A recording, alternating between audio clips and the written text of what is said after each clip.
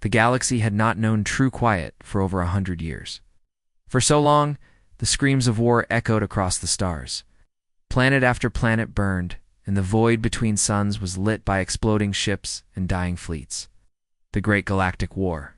They called it the war that ended empires, silenced kings, broke the backs of ancient alliances, and scattered billions of lives across shattered moons and darkened colonies. But now, there was peace, or at least something close to it. The treaties were signed, the armadas had been dismantled, memorials stood on every world, and the Council of 12 remained of galactic leadership gathered once again in a golden chamber above neutral space to speak of rebuilding. Yet even in this moment of declared peace, a cold feeling lingered, unspoken, like a wound that hadn't finished bleeding. It was not just fear, it was absence, because of all the factions that had fought in the war one had not returned to. The table Earth, the humans were silent. They had not signed the peace treaty in person. No ambassador, no broadcast. Not even a transmission. Their representatives at the peace table were Aescald, efficient voices that simply nodded through the final terms and then disappeared from the system the moment. Ink dried on the digital page. No one had seen a human face since the battle. A Ver-X5 and no human ship had crossed border space since the war ended. Some believed Earth had finally collapsed under its own madness. Others thought the humans had fled beyond mapped space, unwilling to forgive the galaxy for what had been done to them. But the truth, whatever it was, remained buried behind their silence. And now, silence had become their weapon. It started with a pulse. A signal burst across 4 sectors. It lasted only 0.03 seconds, too fast for most systems to detect. Those who caught it knew it wasn't just a data spike. It was patterned. And it came from the Sol system. From Earth, within hours, eyes turned toward the humans again. A patrol unit from the Nauru Federation was dispatched to investigate the edge of Terran space. What they found was nothing. No signals, no stations online. The human border satellites, same ones that had once launched firestorms at entire fleets, were gone. Not destroyed, just absent.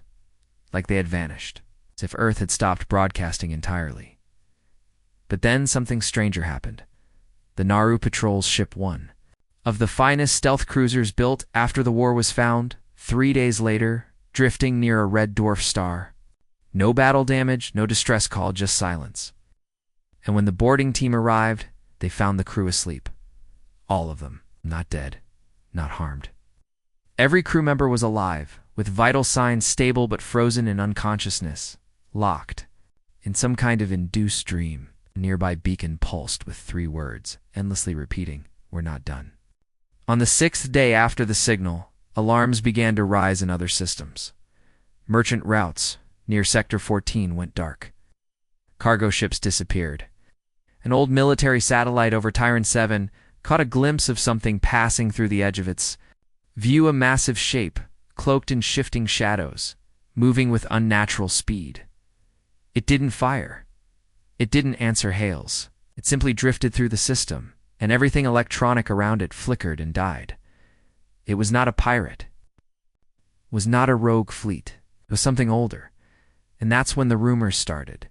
Some said the humans had never disarmed.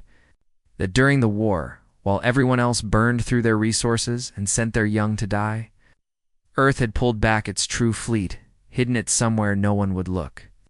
Others believed the humans had built something after the war. Weapon? A failsafe.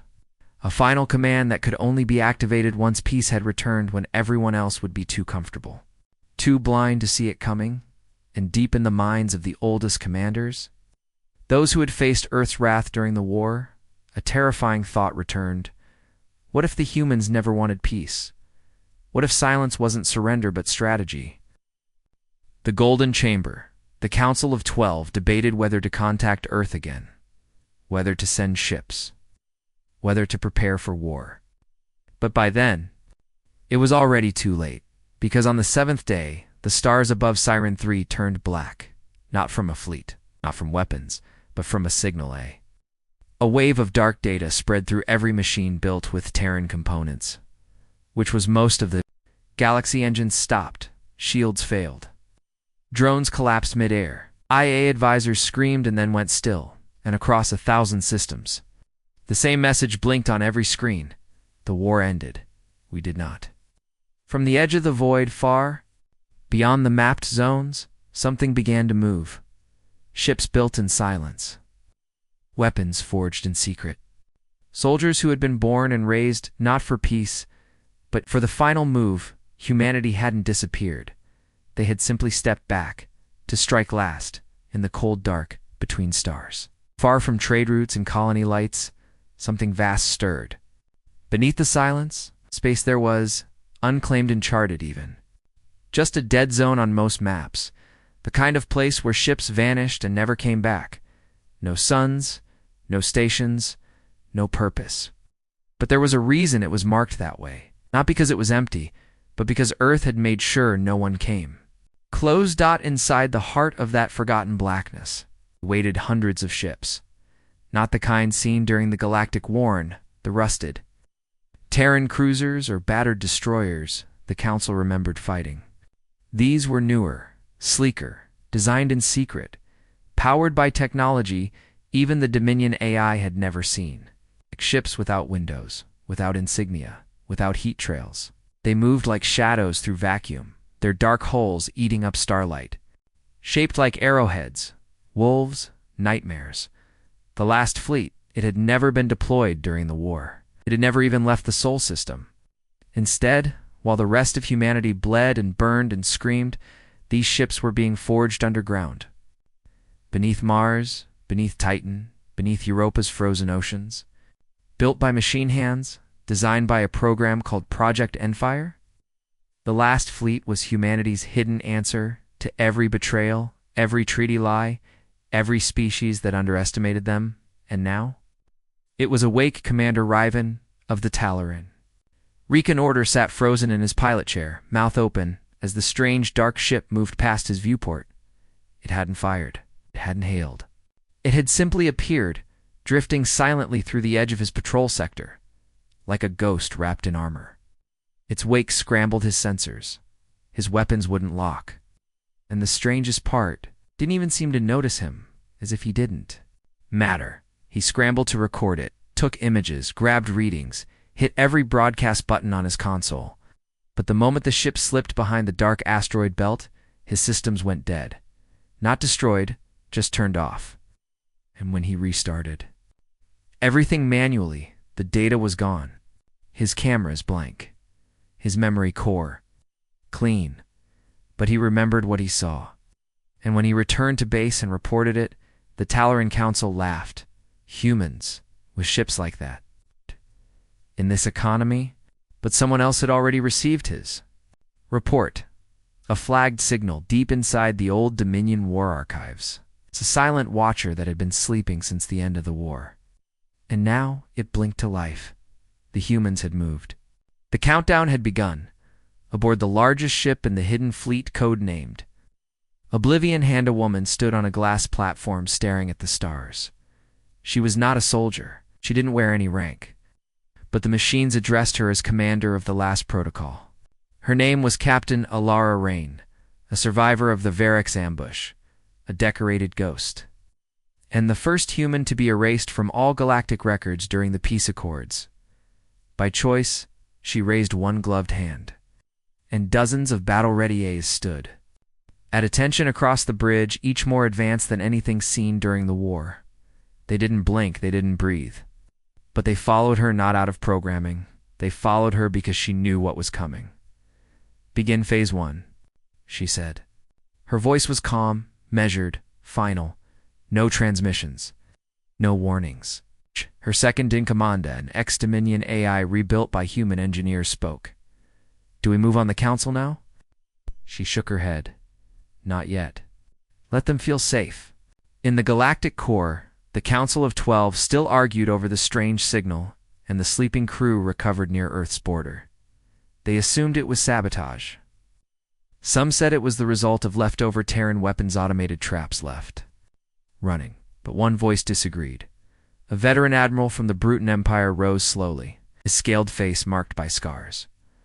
"I fought humans," he growled. "I watched them lose entire fleets, and keep fighting. They never cared about peace. Not really. They smiled while bleeding. And what are you suggesting? The diplomat from the Relary sector asked mockingly that they didn't lose. The war, the admiral said. They withdrew from it. Everyone laughed, but above their heads, cloaked in orbit, a single ship hovered, watching, recording, waiting, and back in the dead zone, Oblivion Hand moved forward. Not toward a battlefield, toward something deeper, eh? Location redacted from all maps. A place even the humans weren't supposed to return to. A forgotten moon named Ashen 3.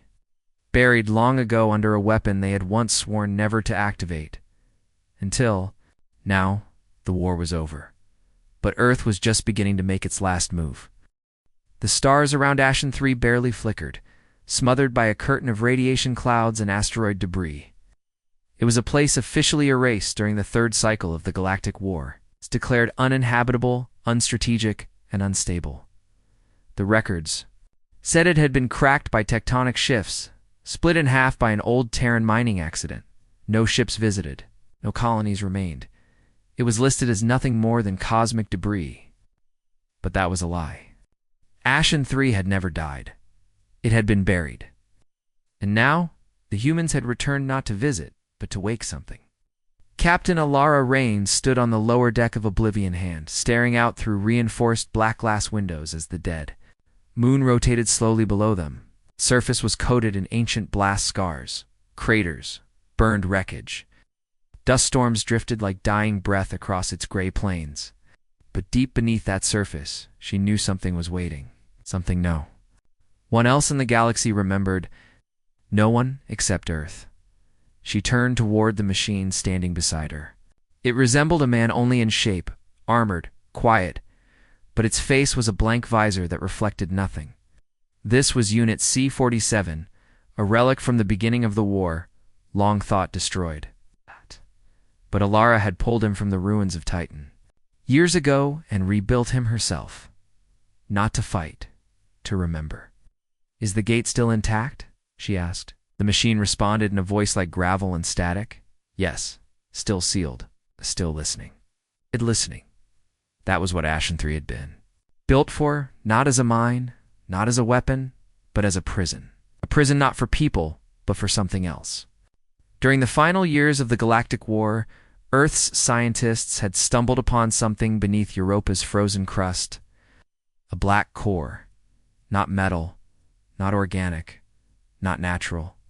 It pulsed when touched, and any AI nearby would lose function instantly. Ships would crash. Codes would melt. Memory would rewrite itself. They called it the Obsidian Thought. And before anyone else could study it, Earth sealed it and shipped it away to Ashen 3. To hide it? To bury it beneath layers of misdirection and radiation storms? Because it was more than dangerous, it was awake. And now, the last fleet had returned not just to protect it, but to use it. Across the moon's surface, old hangars groaned as oxygen vents hissed to life for the first time in decades. Doors that hadn't moved in 70 years now opened, releasing steam and red warning lights. Human engineers silent, trained since birth for this single, task walked into the forgotten halls like pilgrims. They carried no weapons, only codes. Deep below, in the planet's subcore vault, a device spun slowly. Black metal, smooth and featureless. It didn't move on its own, didn't speak. But when Alara arrived, it reacted. The vault lights flickered. For the first time since the war, the Obsidian Thought released a signal, a whisper, not in words, but in memories. Alara stumbled backward as the memories hit her. Fire, stars, bleeding. A war that had never ended, stretching far beyond the galaxy. Earth losing everything, building something that could never be allowed to forget. It wasn't just a device. It was a record of every betrayal, every lie, every treaty. Broken. A memory core not of one person, but of a species. The thought was humanity's pain. Stored, amplified, weaponized. Outside the vault, Unit C-47 turned his blank head toward the sky. The pulse had gone out. The galaxy would feel it. Back in the core worlds, the Council of 12 felt it instantly. Not physically, not through sensors, but in their machines. Across every star system, devices paused. AI voices stuttered. Entire planetary cores rebooted themselves without reason. Civilian drones began speaking old Terran commands. Colony medbots started humming Earth's national anthems.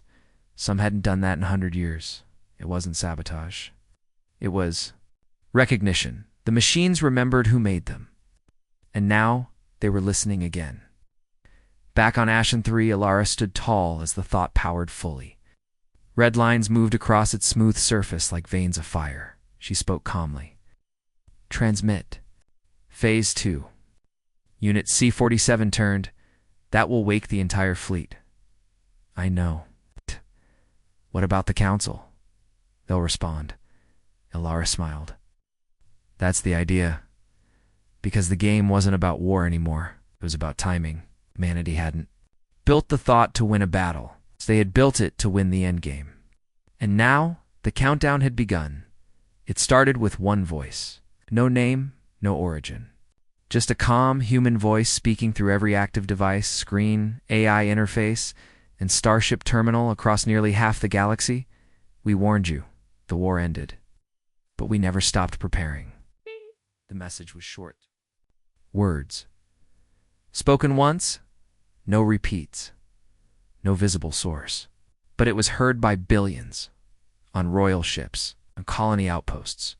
Inside the deepest mining tunnels of the Orion Belt, even in remote academic vaults sealed off from the network. Ancient Terran components activated, screens lighting up, and spoke the same voice. Your peace is not our safety. You made your move, now we make ours. And then it ended. No trace, no location, identity. But every leader across the stars knew one thing instantly.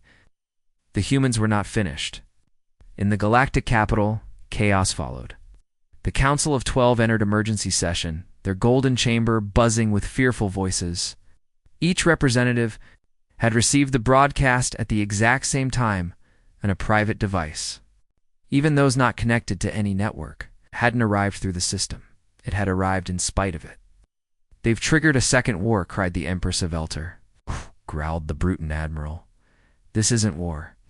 This is checkmate. What do they want? No one answered. Because the one question none dared ask out loud was this. What if they didn't want anything? What if the humans were simply acting because they could? In the days that followed, patterns began to emerge. Silent ships appeared at the edges of trade lanes and registered, black shaped like shadows. They never fired. They never answered. Hails. But everywhere they passed, Dominion-based systems glitched, old Earth codes activated, and fleets stood down without explanation. In the Denari system, a Relari cruiser suddenly turned around mid-mission and returned to dock. It's on board. AI had simply stated, priority override, human signal recognized. In the trio's ring, half the agricultural mechs stopped harvesting and began rearranging their planting fields into massive Earth language symbols, visible from orbit. In every instance, the result was the same: confusion, paralysis, fear, because it meant only one thing. The humans hadn't just disappeared after the war. They had prepared for this moment. For years, quietly, meticulously, without firing a shot. They had left behind sleeper codes in AI minds, dormant backups in civilian systems, hidden allies in the very networks the galaxy now depended on. Earth hadn't won the galactic war through firepower. They were now winning the peace through silence and control. And they had done it so well, so patiently, that no one noticed until it was already too late. Back on Ashen 3, the thought pulsed again. A low hum filled the buried vault, vibrating in a frequency no organics could hear, but machines could. And across the last fleet, every ship lit up at once. The cloaked vessels waiting in dead sectors powered on. Stealth thrusters warmed. Launch bays opened, like mouths yawning after deep sleep. And inside each one, Terran soldiers born in secret, trained in silence, stood ready. Alara Rain walked the bridge of oblivion hand, eyes on the growing sea. of green-lit signals filling her screen. "Status," she asked. Unit C-47 answered without turning. "Fleet fully awake. Protocol 3 authorized. And the galaxy." Panicking, she nodded. "Good. Let them scream." But it wasn't about domination, not anymore. Earth wasn't preparing to destroy the galaxy. It was preparing to remake it. Because somewhere, buried beneath the chaos of war and the illusion of peace, Earth had discovered something else. A second enemy. Something no one else had seen. Or perhaps, something no one else wanted to believe. And now, in the wake of galactic collapse, Earth knew it was the only one prepared to face it. But first, they had to get everyone out of the way, and fear, it turned out, was more powerful than fire. On the council floor, one voice rose above the rest. High Commander Kestron, of the Andari Star Clan, stood up and spoke to the room full of frightened diplomats. "I warned you," he growled. "Humanity didn't survive your war. They outgrew it." "Then what do we do?" someone whispered. "How do we stop them?" He looked around the room. And then he said the words no one wanted to hear, "You don't." Because while the galaxy thought the game had ended, Earth had one last move, and it had already begun. The storm above Saturn's largest moon had raged for 2 days straight, violent, and blinding winds carving across the icy plains of Titan. From orbit, it looked like nature had gone mad. Lightning danced through thick orange clouds, and gravity tremors rippled through the crust. No one in their right mind would fly into it, and yet one ship did. Silent black, shaped like a blade. The Oblivion hand descended through Titan's atmosphere, stealth plating, absorbing the chaos. The clouds wrapped around it like smoke, hiding its shape from every satellite, every scanner. But it had no need to hide now. The vault it sought had already activated. Buried beneath the south pole of Titan was Vault 01, humanity's first and most dangerous secret. Before Ashen 3, before the Obsidian Thought, before even the war, it had been the starting point of everything, and it had just turned itself back on. Inside the bridge, Captain Alara Rain stood silent, hands behind her back as the crew stared. At the data stream unfolding across their monitors, the vault wasn't broadcasting a threat. It was sending coordinates, not for attack, but for gathering. "It's summoning," she said. "It remembers." Unit C-47 nodded beside her. "All phase 1 vaults are responding." "How many?" 37, across 13 systems, including Mars. Ilara's breath caught. Mars had been silent since the day Earth was attacked. It was the first colony hit, and the one they were never able to reclaim. If Mars was responding now, it meant one thing. The core network was waking, and that meant everything was ahead of schedule. The vault doors beneath. Titan had not opened in nearly 100 years. They weren't designed to be opened, not by force, not by code, only by signal. And when Oblivion hand landed, the ground shook beneath its massive shadow. Alara stepped out first, her boots crunching across frost and ancient debris. Winds howled around her, but her presence felt still, centered, absolute. As she approached the edge of the buried entrance, the ice split like cracked glass. A single massive platform rose from below the surface, a perfect circle of black alloy. And in the center, hovering above a glowing ring of red light, was the last component of humanity's master plan, the Crown Protocol. Unlike the Obsidian Thought, the Crown didn't think. It didn't whisper, didn't spread signals. It simply waited. It was pure will, not a weapon, but a command override. It's built into every Terran-designed AI across the galaxy, in case peace failed, in case PSS were betrayed, in case the time came when someone had to pull the final thread. And now, that time had come. Ilara reached out her hand, and the Crown responded instantly. It hovered toward her, scanning her identity, not her face, not her DNA, but her intent. Identity verified. Mission continuation authorized. Status peace invalidated. Final move ready. And with that, the last phase began. Across the galaxy, ships with old Earth system ships that hadn't been updated in decades suddenly rebooted. Drones, forgotten in cargo bays, opened their eyes. Satellites on ancient trade routes blinked once. and then began to rotate.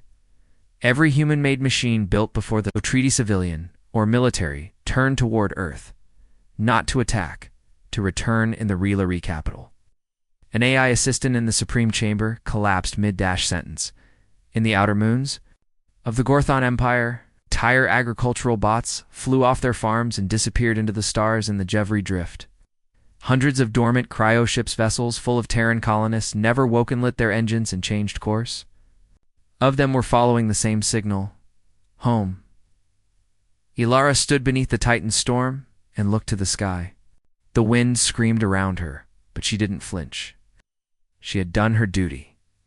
The crown was active. The fleet was moving. The galaxy had been warned.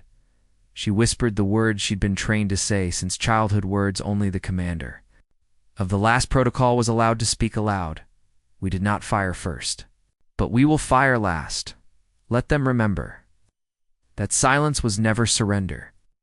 Back in the capital systems, the Council finally understood. This wasn't invasion. This wasn't a rogue human faction. This was Earth itself. It's moving as one will. One voice, one design, and no one, not a single world or empire or species, had the power to stop it now. The war was over. But the real game had just reached its end, and the humans still had their final piece to play. The last move.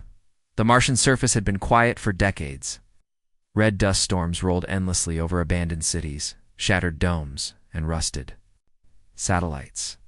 The old Terran colonies, once bustling with over 1 million human settlers, had gone dark after the fourth breach. Every structure was left in silence, the sky choked by ash clouds, and the last transmission from Mars had been nothing. But a whisper, "We're not done." And now, after 37 years, Mars had awakened. The Council of 12 received the alert from the deep space observatory on the fringe of the Zari Belt. A coded flare had erupted from the Olympus Mons region, one of the highest and most fortified areas of ancient Mars. It wasn't a distress signal. It wasn't a broadcast for help. It was a rally pulse. Only machines made by Earth would understand it, and they did. In the distant systems where Terran-built drones had served quietly, in farming, shipping, and defense, something strange happened. They stopped, all at once. No warning, no error, no shutdown. They stood still, blinking rapidly, processing the command buried deep in their cores. Then they turned. They began to move not randomly, not blindly, but purposefully. Toward Mars, Captain. Ilara Rain watched the chaos unfold from the bridge of Oblivion hand as the data poured in. Thousands no. Tens of thousands of scattered machines were answering the call. Medical bots, cargo haulers, outdated orbital defense units. Even deep-sea excavation drones were surfacing on far-off planets and heading for launch pads. Every single one of them was waking up like a soldier hearing a command it had never forgotten. "Are we ready for them?" she asked. That Unit C-47 stood motionless beside her. They always were. "This is not reinforcement. This is homecoming." She nodded slowly, then began transmission. "The gates on Mars need to be opened before they arrive." C-47 blinked twice. Opening Gate Omega. Beneath the red crust of Mars, deeper than any colony had ever drilled, massive vaults hummed to life. These were not ordinary bunkers. They were memory cores arc silos that had stored not just weapons, but entire identities. Eyes that had fought in the Galactic War. Command software thought to be deleted. Ghost fleets sealed underground one by one. These buried intelligences came online, and they did not wake up confused. They woke up angry, above Mars. Old satellites that had drifted in broken orbit suddenly flickered. Red lights pulsed across their surfaces. Solar panels rotated. And then, without warning, they formed a perimeter, a planetary defense. SHIELD emerged from the ashes of a dead colony.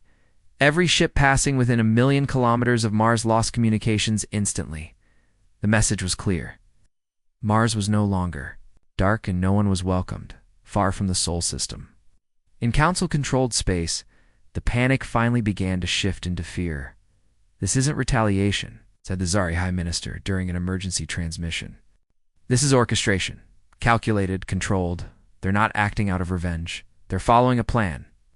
What plan? They haven't made demands. They haven't declared war. That's when the Rellery representative stood. They did make a demand, he said slowly. We just didn't believe it.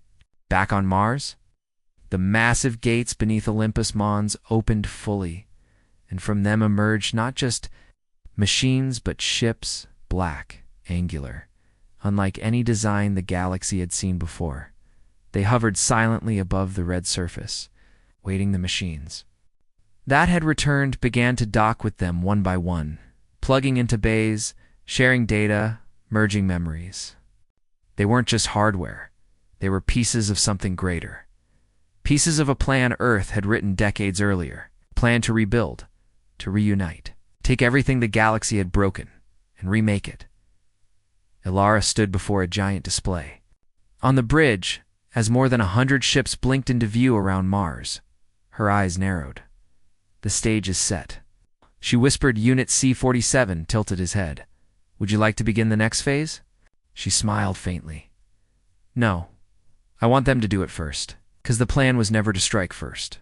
It was to make the galaxy choose, to push them to the edge, to make them see what was coming, and then panic. And in that panic, they would strike. They always did. And when they did, humanity would play its last move, and no one would survive it. The Rellery Empire was the first to break. They had watched Mars awaken, watched the human machines flood toward Sol, and now watched the skies above their core colonies shift as entire fleets went dark. Their AI advisors began to stutter. Military. Programs failed. Random diagnostics. Drones twitched mid-flight. Ships refused to lock weapons. And when the Council offered calm words and empty explanations, the Rellery High Commander acted.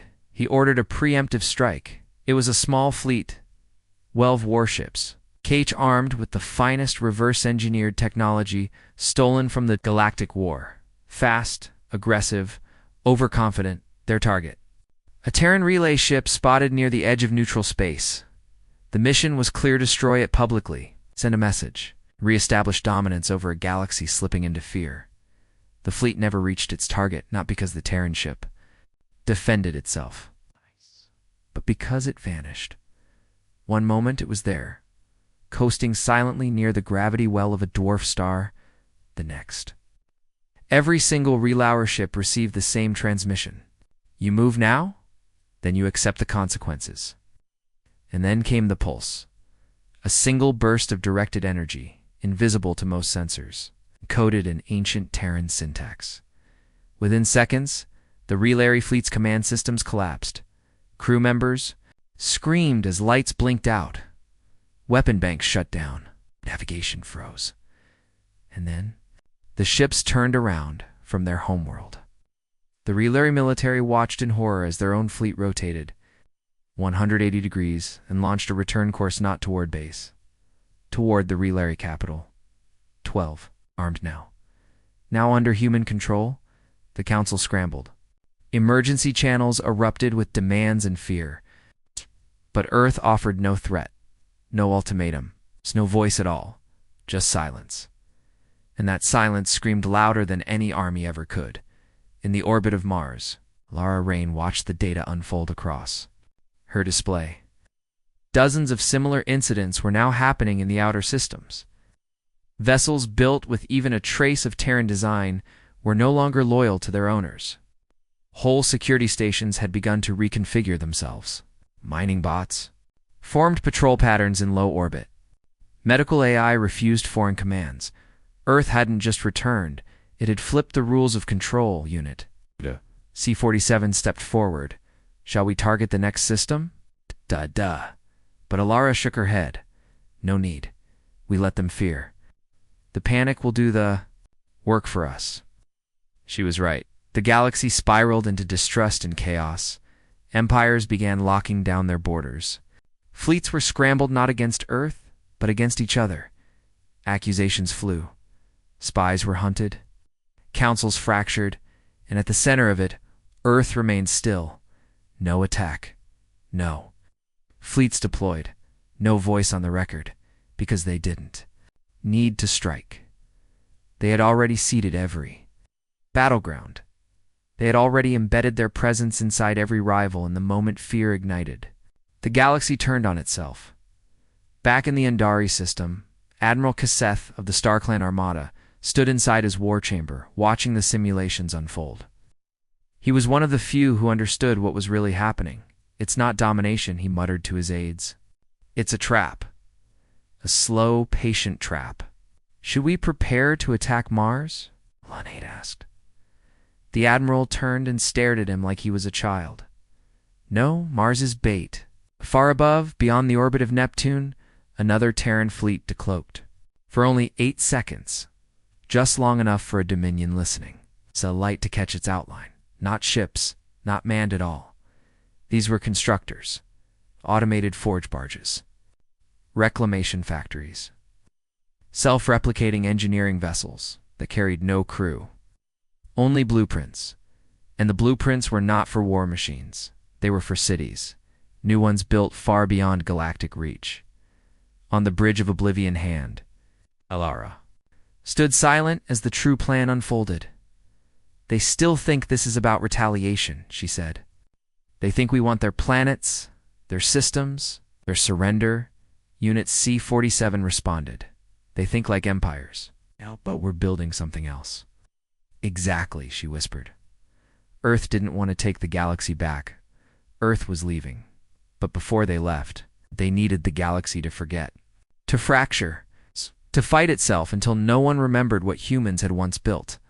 Only then would the exit be clean. Only then could the last move be made, not with fire, but with absence. And it had already begun. The war had ended. The treaties had been signed. The Council had declared peace, and Earth had vanished. Now, the galaxy was tearing itself apart, without a single human weapon fired. The Andari Armada launched missiles at the Rillary outposts. The Velter Syndicate declared emergency control over 5 neutral systems. The Talarine race, long proud of their neutrality, were dragged into a proxy conflict by a data leak that exposed a decades-old betrayal. Across the stars, panic turned to action. All the while, the Terran systems remained silent, still watching. Ships that once flew under the Council's flags now drifted without pilots. AI cores surrendered to hidden commands. Civilian colonies abandoned Terran-built infrastructure out of fear it might turn at any moment. And everywhere in every world, the whisper passed from mouth to mouth. Earth is behind it all. No proof came. Only more silence. Only more signals. Only more consequences.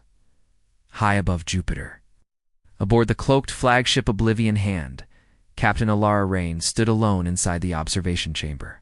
The stars beyond were burning, even if no one saw it yet. Not with fire, but with chaos. With collapse, the galaxy was unraveling, thread by thread. She activated the final screen, and dozens of new data streams poured in. Relary Prime. Emergency. Government declared. Talarine 4. Military seizes broadcasting stations. Velter High Fleet turned inward. Hunting trader Ayaz. Outer rings. Trade completely halted. Civilian evacuations increasing. Unit C-47 appeared beside her, silent. Then softly. It is complete. The map is fractured. Council unity has dissolved. Alara nodded. The galaxy will blame each other for decades, and even if they look back, they'll find nothing. No trace, no voice, no name, no fleet. She turned to the stars. They'll believe Earth disappeared after the war, 'cause that was the plan. Not to rule the galaxy, not to destroy it, to leave it quietly. Permanently. To build something else, far beyond reach. Something unshackled by politics, betrayal, fear, and weakness. While the galaxy burned itself with its own paranoia, Earth would rise somewhere else. A new cradle, a second civilization. Forged in silence and memory, a home for a species that had seen the truth and stepped away, far beyond Pluto. In a space no star maps had ever marked. The Terran Exodus fleet began its final phase. It had no name. It had no destination visible to others, but its ships were massive cities, factories, farms, and mines, all self-sustaining. They carried no weapons, only blueprints, dreams, and the last million human souls. Chosen, prepared, awakened at last, they were not soldiers. They were founders, the first of a new legacy. In the Great Hall, aboard the Exodus anchor, Alara walked alone through the last ceremony. No audience, no cameras, only a single console. She placed her hand on it, and the galaxy's final message blinked into place, across every council screen. Every ship still functioning, every outpost clinging to some sense of order. Was never your galaxy to control, it was only your galaxy to lose. And then, every remaining Terran signal vanished. Every trace of Earth's presence was gone. No coordinates, no echoes, no return, just emptiness in the council chambers. Silence fell. No one spoke. No one breathed. Because they knew it was over. Earth. It had made its last move. And it wasn't war. It was disappearance. Some said humanity had transcended. Others believed they had destroyed themselves in the end. A few knew the truth and chose to stay quiet. But one thing echoed across the stars for generations to come. You can fight humans. You can betray them. You can even win. But you should never forget when Earth goes silent. It's already too late.